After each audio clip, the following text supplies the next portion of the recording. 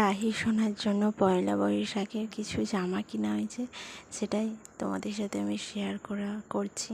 একটা হোয়াইট কালারের আর একটা রেড কালারের কিনা হয়েছে।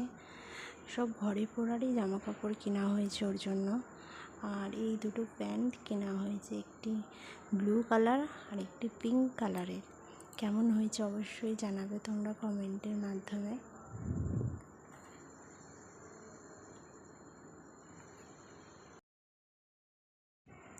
আমার তো সব থেকে এই ড্রেসটা ভীষণ পছন্দ হয়েছে, যেহেতু এটা হোয়াইট কালারের পরতে ভীষণ ভালো লাগছে এই ড্রেসটা।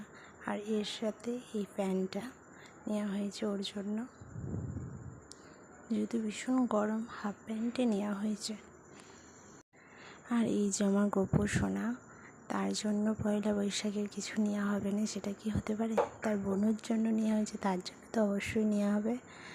এটা একটি জামা যেটা ব্ল্যাক লাগছে কিন্তু নেভি ব্লু কালারের, আর এটা ব্লু কালারের।